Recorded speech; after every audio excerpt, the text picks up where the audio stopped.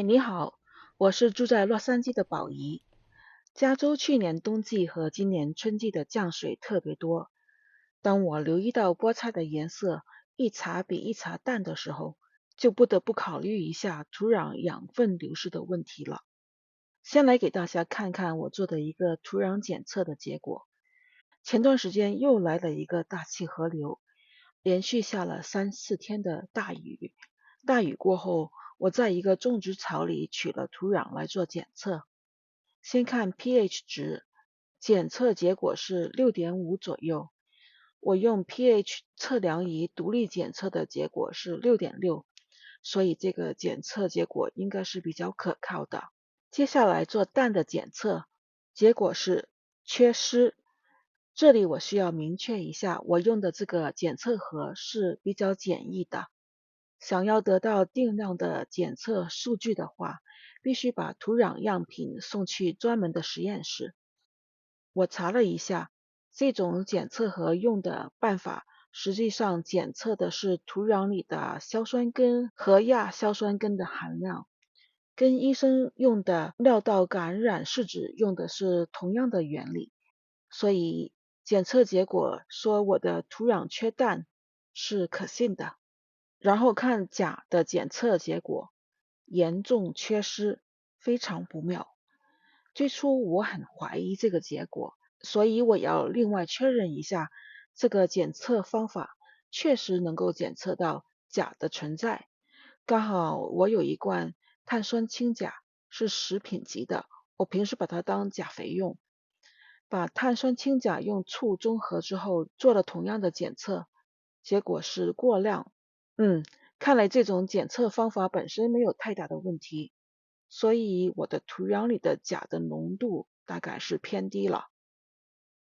最后看看磷的检测结果，过量。我在下雨之前撒了不少磷肥，我也知道磷不容易流失，所以这是预期中的结果。有了检测结果，我们就知道该追什么肥了。我建议用类似这种氮含量比较高的水溶肥，有钾盐和泻盐的话，也可以加一点进去。这里我要强调一下，加泻盐不是因为缺镁，以后我会详细解说。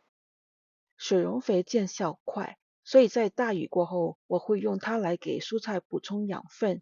从长期的效果来看呢，还是有机肥才是最好的，既能缓释出养分，又能提高土壤的阳离子交换容量。什么是阳离子交换容量？阳离子是带正电荷的离子，植物能够吸收的钾、镁、钙都是以阳离子的状态存在的。离子交换是怎么回事呢？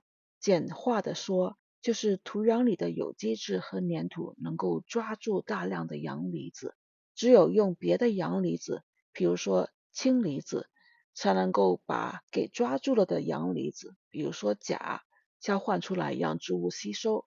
这个过程就是阳离子交换。土壤能够吸附的阳离子的量就是阳离子交换容量 CEC。CEC 值高的话，就等于有一个大的仓库。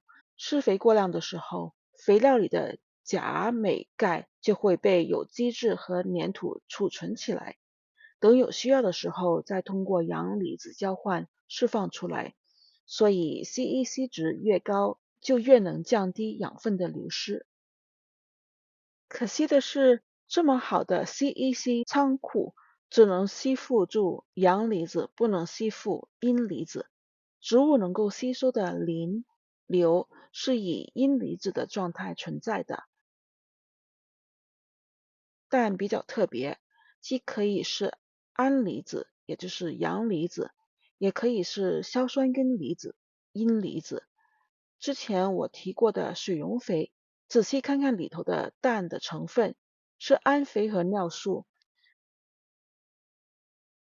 尿素在土壤里很快会被转化为氨肥，氨肥在中性或酸性的环境下就是氨离子，被植物吸收之后可以直接使用，所以氨肥是最好的氮肥。但是土壤里的微生物也爱吃氨肥，它们会迅速的把植物没有来得及吸收的氨离子转化成为硝酸根离子。植物也可以吸收和利用硝酸根离子，但是必须额外花点能量把硝酸根离子重新转化成为氨离子。我们现在明白了为什么氮肥容易流失，是因为土壤里的微生物会把氨离子转化为硝酸根离子，而硝酸根离子是阴离子，不能被有机质或粘土吸附，所以每当下大雨，水流走的时候，氮也会以硝酸根离子的状态跟着流失。那么钾肥是能够被吸一吸留住的，为什么也会流失呢？